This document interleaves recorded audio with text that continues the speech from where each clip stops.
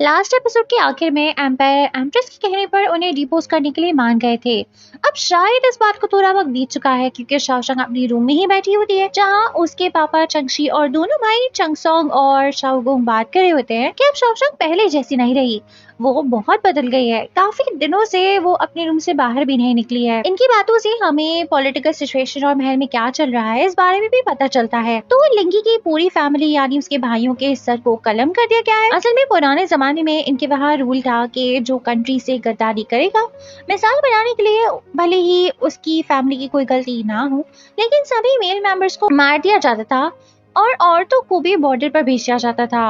अगली खबर ये थी, अब एम्प्रेस को भी डिपोज कर दिया गया है। क्राउन प्रिंस को भी डिमोट करके छोटी पोजीशन वाला प्रिंस बना दिया गया है। इतना सब होने के बाद भी शाओशंग का यूं शांत रहकर अपने रूम में ही बैठे रहना उसके घर वालों को अच्छा नहीं लग रहा था। लिंग बोई ने भी अब राजा से डिमोशन मांग लिया है। वो 7 साल तक नॉर्थ वेस्ट में स्टेशन रहेगा और वहाँ पे जंगे लड़ेगा। नॉर्थ वेस्ट ये लोग जिस कंट्री में रहते हैं उसकी बॉर्डर्स हैं। अब से लिंग बोई ने अपना नाम हुओ बोई रख लिया है। उसने कहा है कि उसे अपने कजन भाई यानी असली लिंग बोई के लिए जीना है, इसलिए वो अपने नाम में से बोई रहने दे रहा है, बस अपना सरनेम चेंज करा है, इसलिए वो आज से हुओ बोई है। तो मैं भी उसे हुओ बोई ही बुलाऊंगी आगे की बची हुई वीडियोस में। अब शाओगोंग शाओशंग के पास आता है और उसे बताता है कि हुओ बोई ने इसके लिए मैसेज भिजवाया है। वो यहाँ दूर नॉर्थ वेस्ट जा रहा है, तो वो चाहता है कि शाओशंग एक बार उससे मिल ले। शाओशंग शाओगोंग को एक पोटली देती है और कहती है कि वो इसके बिहाफ पर हुओ बोई के पास जाकर उसे दे आए और कहे कि अब हमें आगे बढ़ जाना चाहिए। फिर वो खुद आहिस्ता आहिस्ता चलकर घर के एग्जिट की तरफ चली जाती है।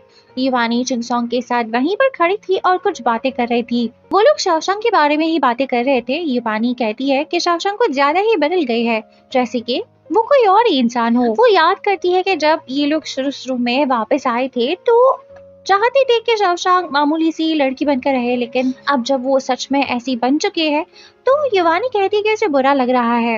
वो कहती है कि मुझे लगता है कि शाओशंग जैसी पहले थी उसे देखकर मेरे दिल को सुकून तो मिलता था, पर अब मुझे उसके लिए फिक्र होती है। युवानी बोलती है कि मैं गलत थी।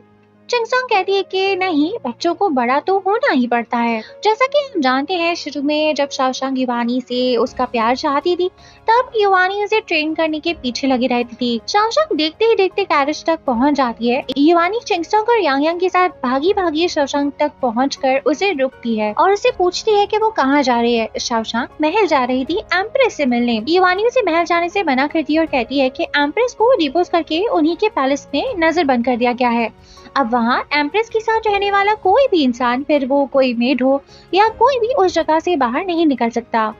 शाओशंग कहती है कि मुझे ऐसे टाइम पर ही एम्प्रेस के साथ होना चाहिए। यांग शाओशंग से कहती है कि अगर तुम चली गई तो युवानी का ख्याल रखने के लिए मैं हमेशा उनके पास ही रहूंगी और कभी शादी नहीं करूंगी। तुम यहीं रुक जाओ, तुम्हें जरूर कोई प्यार करने वाला हस्बैंड मिल जाएगा। शाओशंग बोलती है कि किसने कहा एक लड़की को हस्बैंड की जरूरत होती है, अगर मैं चाहूंगी तो अपने लिए हस्बैंड ढूंढ लूंगी, वरना नहीं। अब वो युवानी यांग सबको बाय कहकर कैरेज में बैठ जाती है।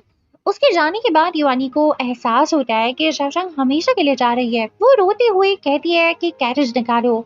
युवानी और चिंगसोंग जब तक महल के दरवाजे तक पहुंचते हैं, शाओशंग अंदर जा चुकी थी और दरवाजे बंद हो रहे थे। युवानी का दिल बहुत जलता है। वो चिल्लाती है, रोती है और बोलती है कि शाओशंग वापस आ जाओ, मुझे छोड़कर मत जाओ, सारी गलती सिर्फ मेरी है। पर शाओशंग कुछ भी नहीं कहती। हम ऑडियंस को स्क्रीन पे वो क्लिप्स दिखाई जा रही थी। जब युवानी काफी टाइम बाद घर आई थी तब शाओशंग की आंखों में उम्मीद थी कि उसकी माँ उसे प्यार करेगी। शाओशंग बहुत सारी ऐसी हरकतें करती थी जैसे कि उसकी माँ की अटेंशन उस पर आ जाए, पर उसकी मॉम को तो बस उसे सुधारने की पड़ी थी और वो सब वक्त अब इनके हाथ से जा चुका था। शायद अब शाओशंग एम्प्रेस से उसकी खुद की माँ से ज्यादा क्लोज हो गई है। अगले सीन में हुओ बोई को दिखाया जाता है जो सिटी गेट्स पे कई घंटों से शाओशंग का इंतजार कर रहा था, लेकिन शाओशंग यहाँ नहीं आती। उसके बदले शाओगोंग आता है जो वो बोई को वो वाली पोटली जो शाओशंग ने उसे देने को बोला था देकर चला जाता है। वो बोई जब उस पोटली को खोलता है तो उसमें हुओ फैमिली का सील था। ये वही वाला सील है जो कुछ टाइम पहले हुओ बोई ने जंग पे जाने से पहले शाओशंग को दिया था। शाओशंग ने ये वापस कर दिया है। वो बोई समझ आता है कि अब शाओशंग इसे नहीं देखना चाहती। वो नॉर्थ वेस्ट जाने के लिए रवाना हो जाता है। अब शुरू होता है एक लंबा म्यूजिकल, जिसमें स्क्रीन पे बहुत सारे सीन्स जल्दी जल्दी एक इमोशनल म्यूजिक के साथ दिखाए जा रहे होते हैं। अब शाओशैंग एम्प्रेस वाले चंगचुंग पैलेस में शिफ्ट हो चुकी है और वो हुई नॉर्थ वेस्ट। साल आहिस्ता आहिस्ता बीतते जा रहे होते हैं। वहाँ वो कोई जंगी लड़ा होता है और शाओशैंग चंगचुंग पैलेस में ही होती है। उसके घर से लेटर्स आते रहते हैं। उसे एक लेटर से पता चलता है कि घर में अब एक साथ बहुत सारी शादियां हो गई हैं और स्क्रीन पे हमें झलकियां भी दिखाई जा रही होती है। लियांग फंग की शादी अब फूदंग से हो चुकी है। सेकंड कपल है यांग यांग और बेन जिया का। ये बेन जिया नाम के लड़की को काफी टाइम से यांग यांग पसंद आ गई थी। चीची और चंग सोंग की भी शादी हो चुकी है, मतलब फॉर्मल वाली। इनफॉर्मल वाली तो ये लोग जेल में ही कर चुके थे। फोर्थ एंड लास्ट कपल थोड़ा सा अनएक्सपेक्टेड है। ये कपल है चिंग सोंग और चंग चंग का। चंग चंग यांग यांग के डैड है। वो शुरू में ही यहाँ से दूर पढ़ाई करने चले गए थे। तभी ही लगा था फ्यूचर में इनका जरूर कुछ होना है। वक्त और आगे गुजर जाता है। अब चीची ने 2 ट्विंस बच्चों को भी डिलीवर करा है। फिफ्थ प्रिंसेस की भी अब शादी हो गई है और शायद वो सुधर भी चुकी है। वो एम्प्रेस के पास आती है ब्लेसिंग्स लेने। वही हो बुई अब नॉर्थ वेस्ट में जंगे लड़ता है। एक दिन वो बेहोश हो जाता है और उसे आकर मिस लुओ ट्रीटमेंट देती है। मिस लुओ पहले एम्प्रेस के लिए काम करती थी। इसके दिल में बहुत टाइम से हो बुई के लिए फीलिंग्स है। अब उसकी शादी नॉर्थ वेस्ट में हो चुकी है।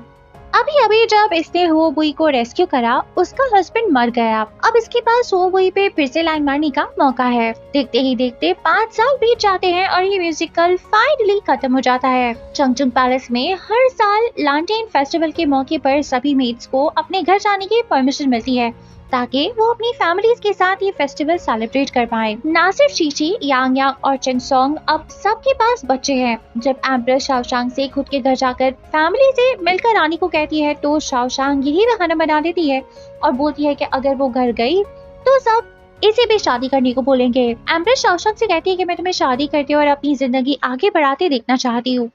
ये लोग बात कर ही रहे होते हैं कि एम्प्रेस अचानक से बेहोश हो जाती है। बाद में शाओशैंग एम्पायर से मिलने जाती है। वहाँ उनके साथ कंसोर्ट भी बैठी थी, जो तकरीबन एम्प्रेस बन चुकी है। और थर्ड प्रिंस भी, वो भी ऑलमोस्ट क्राउन प्रिंस बन चुका है, पर हम तो उसे थर्ड प्रिंस के नाम से ही जानते हैं। तो शाओशैंग इन लोगों को बताने आई होती है कि एम्प्रेस को कोई बीमारी हो गई है और डॉक्टर ने कहा है कि वो कुछ ही महीने जी पाएंगी। एम्पायर बोलते हैं कि शाओशैंग एम्प्रेस का ख्याल रखे, अगर उसे कोई भी जरूरत हो तो वो इन्हें आकर कहे। शाओशैंग अब वापसी जाते हुए युआन शांजन से मिलती है, जो एम्पायर के हॉल के बाहर शाओशैंग का इंतजार कर रहा था। पता चलता है कि पिछले 5 सालों से जब भी शाओशैंग राजा को रिपोर्ट करने आती थी, युआन उसका इंतजार करता था। देन ये दोनों बातें करते थे। आज युआन शाओशैंग को शादी के लिए प्रपोज कर देता है। वो कहता है कि एम्प्रेस चाहती है कि तुम शादी कर लो, मैं भी वाइफ ढूंढ रहा हूँ, क्यों ना हम शादी कर लें। वो बोलता है कि तुम्हारी शादियाँ इसलिए फेल हो गई क्योंकि तुम्हें कोई खुद के जैसा मिला ही नहीं। मैं बचपन से ही तुम्हारी तरह थोड़ा सा मतलबी हूँ, क्योंकि फैमिली की सिचुएशन ही ऐसी थी। तो क्यों ना हम दोनों ही शादी कर लें, तो हमारी अच्छी बनेगी। हम शादी के बाद दोस्त बनकर रहेंगे। शाओशैंग कहती कि मेरे दिल में अभी भी हो बुई बसा हुआ है, क्या तुम अभी भी मुझसे शादी करना चाहते हो। युआन हाँ कह देता है। वो कहता है कि मैं इंतजार करूंगा तुम्हारा उसे आराम आराम से भूलने का, और मैं उस एक दिन का इंतजार करूंगा जब तुम सिर्फ मुझे देखोगी। अब सीन शिफ्ट होता है वो बुई पे। जब उसको पता चला कि एम्प्रेस की तबीयत बिगड़ गई है, वो वापस कैपिटल सिटी आ गया और आते ही थर्ड प्रिंस के साथ राजा से मिलता है। एम्पायर भी उसे वेलकम करते हैं। देन उसे बताते हैं कि आज 5 सालों में शाओशैंग पहली बार महल से बाहर निकली थी, वो भी इसीलिए क्योंकि आज उसकी एंगेजमेंट थी। हमें पता चलता है शाओशैंग एंगेजमेंट के लिए युआन शांजन के साथ महल से बाहर गई थी। वो बुई राजा से मिलने के बाद जब बाहर जा रहा था, तब उसे युआन और शाओशैंग नजर आते हैं, जो महल के अंदर वापस आ रहे थे। शाओशैंग घोड़े पे बैठकर चंगचुंग पैलेस की तरफ जा रही थी कि हो बुई शाओशैंग के पास आता है और उसके पैर को पैडल में डालने लगता है, जिसके बाद शाओशैंग कहती है कि वो अब बिना पैडल के भी घोड़ा चला सकती है। वहीं युआन शांजन हो बुई से उसके फियांसे दूर रहने को बोलता है। अगला सीन है मिस लुओ का, जो लिंग बुई के साथ यहाँ वापस आ चुकी है। फिर वो एम्प्रेस से मिलने भी जाती है। शाओशैंग उसे अच्छे से ग्रीट भी करती है, लेकिन मिस लुओ जेलसी में आकर बड़बड़ाने लगती है कि अब वो और हो बुई बहुत क्लोज हो गए हैं। हो बुई तो इसे शादी के लिए प्रपोज भी कर चुका होता अब तक, पर वो तो एम्प्रेस की तबीयत खराब हो गई, इसलिए ऐसा अब तक नहीं हो पाया। शाओशंग बोलती है कि क्या तुम ये कहना चाह रही हो कि एम्प्रेस की तबीयत खराब होने की वजह से तुम्हारी शादी नहीं हो पाई? एम्प्रेस भी मिस लुओ से कहती है कि अब उसे चले जाना चाहिए, गेट्स बंद हो गए तो वो लौट नहीं पाएगी। पर मिस लुओ कहती है कि वो कुछ दिन यहीं रुकना चाहती है। अब एम्प्रेस की एक मेड आती है यहाँ और मिस लुओ को बोलती है कि उसे अपने घर लौट जाना चाहिए। वो बुई ने उसके घर पे बहुत सारे तोहफे भिजवाकर मिस लुओ की फैमिली से कहा है कि वो कोई अच्छा सा लड़का ढूंढकर मिस लुओ की शादी करवा दें। एम्प्रेस और शाओशंग समझ आते हैं कि मिस लुओ बढ़ा चढ़ा के बोल रही थी, क्योंकि हो बुई के दिल में तो इसे लेकर ऐसी कोई फीलिंग्स नहीं लग रही, वरना वो ऐसे किसी और से शादी करवाने को थोड़ी बोलता। ये सुनकर मिस लुओ को बुरा लगता है। वो अगले दिन हो बुई के घोड़े के आगे आकर खड़ी हो जाती है और उसे बोलती है कि वो उसे बहुत पसंद करती है, लेकिन वो भी कहता है कि इसके दिल में मिस लुओ को लेकर ऐसी कोई भी फीलिंग्स नहीं है। मिस लुओ अभी भी नहीं रुकती। वो बोलने लगती है कि उसे लिंगबुई बचपन से पसंद था। लिंगबुई बोलता है कि मुझे पता है तुम्हारा हस्बैंड खुद से नहीं मरा, बल्कि तुमने उसे जहर देकर मार डाला। तो अगर तुम नहीं रुकी तो मैं ये बात जाकर सबको बता दूंगा। मिस लुओ से ये सब बर्दाश्त नहीं होता। वो शाओशंग के पास जाती है और उसे झूठी माफी मांगती है और बताती है कि वो अब यहाँ से जा रही है, लेकिन जाते हुए वो एम्प्रेस के लिए कुछ करना चाहती है। वो कहती है कि मैं एक डॉक्टर को जानती हूँ जो एम्प्रेस को ठीक कर देगा। मिस लुओ अपने कैरेज में बैठाकर शाओशंग को उस डॉक्टर से मिलने ले जा रही होती है। इन्हें जिस जगह जाना था कैरेज वहाँ रुकता ही नहीं, इसलिए शाओशंग को लगता है कि जरूर कोई गड़बड़ है। फिर मिस लू बोलने लगती है कि उसने अपनी पूरी जिंदगी सिर्फ हो बुई से प्यार करा, अगर उससे वो नहीं मिला तो वो हो बुई को शाओशंग का भी नहीं होने देगी। और फिर वो एक चाकू निकाल लेती है। असल में वो कैरेज को खाई तक ले जा रही थी। वहीं हो बुई को दिखाते हैं जो अभी एम्प्रेस से मिलने आया था। वो लेट आने के लिए एम्प्रेस से सॉरी करता है। फिर एम्प्रेस उसे बताती है कि युवान शानजन और शाओशंग की एंगेजमेंट कभी हुई ही नहीं थी, तो तुम्हारे पास अभी भी वक्त है, उसे मना लो और शादी कर लो। इस बार उसे कुछ मत छुपाना, तो वो भी तुम्हें मान जाएगी। एम्प्रेस कहती है कि वो बस इन दोनों को खुश दिखना चाहती है। वो कहती है कि शायद मैं तुम दोनों की शादी भी नहीं देख पाऊँ। एम्प्रेस बीमार है और शायद ज्यादा दिन नहीं जी सकती। इतने में यहाँ हो बुई को मेट आकर बताती है कि शाओशंग को मिस लुओ कहीं ले गई है। हो बुई फौरन से घोड़ा लेकर शाओशंग और मिस लुओ वाले कैरेज का पीछा करने लगता है। वापस शाओशंग और मिस लुओ को दिखाते हैं। इनका कैरेज स्पीड में आगे बढ़ा था। मिस लुओ अपने साथ एक चाकू भी लाई थी जिसे शाओशंग की गर्दन पे रख देती है। यहाँ हो बुई पहुंच जाता है। वो खुद घोड़े पे बैठा था और कैरेज के साथ साथ चल रहा था। वो मिस लुओ से कहता है कि वो शाओशंग को छोड़ दे, जैसा चाहेगी वैसा होगा। मिस लुओ कुछ भी मानने को तैयार नहीं थी, तो हो बुई उस चाकू को अपने हाथ से पकड़ लेता है, जिससे उसे चोट लग जाती है। उसे काफी सारा खून बहने लगता है। अब कैरेज भी खाई के नीचे गिर रहा था, लेकिन हो बुई स्टंट परफॉर्म करके शाओशंग को बचा लेता है और मिस लुओ कैरेज के साथ ही गिर जाती है। अभी शाओशंग और लिंगबुई की जान भी सेफ नहीं थी। दोनों लटके हुए थे पहाड़ से। लिंगबुई ने एक हाथ से पहाड़ को पकड़ा हुआ था और एक से शाओशंग के हाथों को। ये वही वाला हाथ है जिसपे ऑलरेडी अभी लिंगबुई को चोट लगी थी जब उसने चाकू पकड़ा था।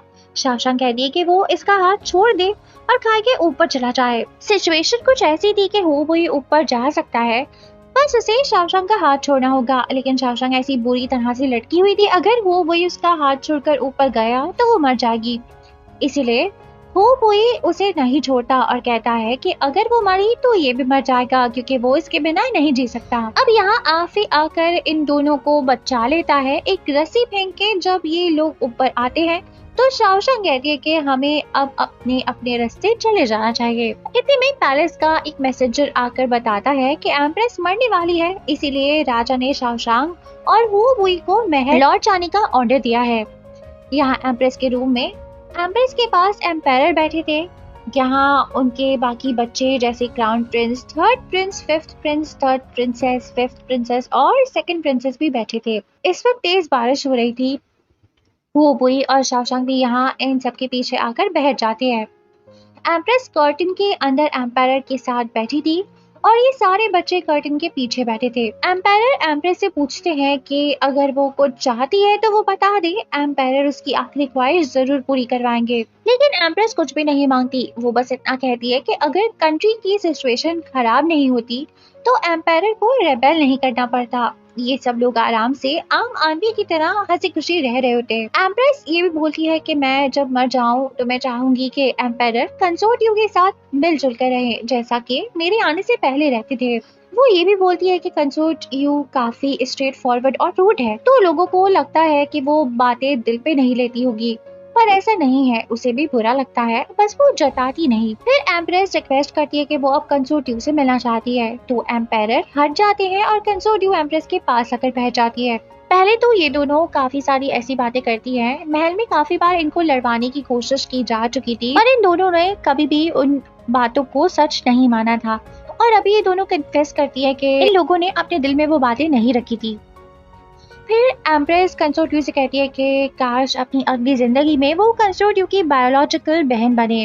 अब एम्प्रेस कहती है कि मैं बच्चों से मिलना चाहती हूँ, तो कंसोर्ट यू सभी बच्चों को कर्टन के अंदर बुला लेती है।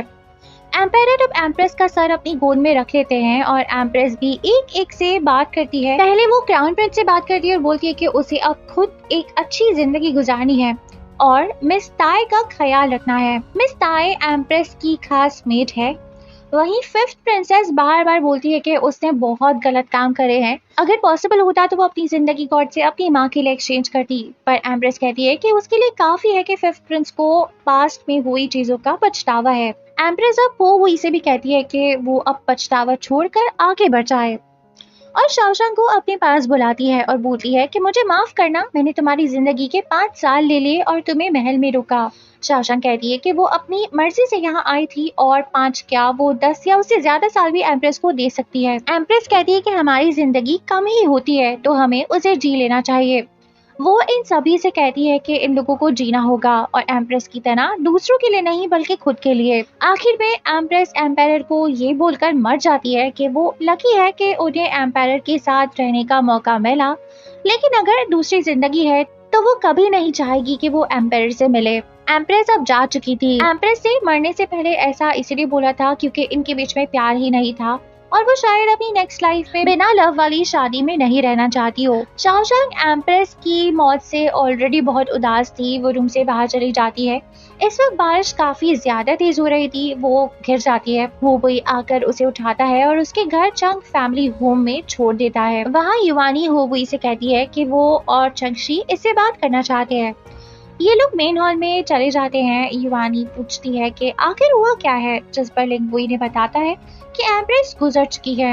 ये लोग हैरान होते हैं। वो बुई कहता है कि वो अब इन लोगों को और परेशान नहीं करेगा और यहाँ से जा रहा था। चंगशी जोर से चलाकर वो बुई से कहता है कि तुमने हमारे घर को समझा क्या हुआ है, क्या तुम्हें पता भी है जब तुम उस दिन पहाड़ से गिर गए थे तब शाओशंग की कितनी बुरी हालत हो गई थी।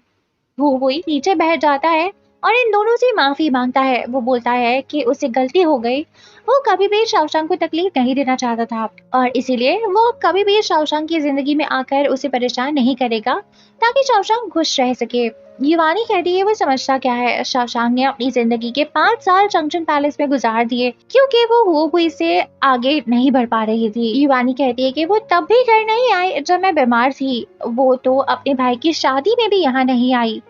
उसने अपनी जिंदगी के 5 साल खो दिए। तो वो वही जमीन पर अपना सर पटकता है और इनसे कहता है कि वो शाओशंग को ऐसे दुखी कभी नहीं देखना चाहता था। वो खुद भी जब नॉर्थ वेस्ट में रह रहा था तो वो हर दिन शाओशंग के बारे में ही सोचता था। वो माफी मांगता है और कहता है कि उसने पूरी चंग फैमिली और शाओशंग को तकलीफ पहुंचाई है। युवानी कहती है कि हमने तुम्हें ये सब इसीलिए नहीं बताया ताकि तुम माफी मांगो, हम बस चाहते हैं कि तुम समझो कि तुम्हें अपने बारे में अपने करीबी लोगों से कुछ भी नहीं छुपाना चाहिए। वो ये भी बोलती है कि गलती सिर्फ तुम्हारी नहीं है, हम इस पेरेंट्स भी शाओशंग को प्यार नहीं दे पाए। बचपन से ही हम शाओशंग को छोड़कर चले गए थे और जब हम वापस आए तब भी उसके लिए अच्छे पेरेंट्स नहीं बन पाए। अब तुमसे शादी करना ना करना इन सब का फैसला शाओशंग पर छोड़ देते हैं, वो जैसा चाहेगी वैसा ही होगा। क्या कर देना, कमेंट करके मुझे जरूर बताना कि ये वीडियो कैसी लगी एंड गुड बाय।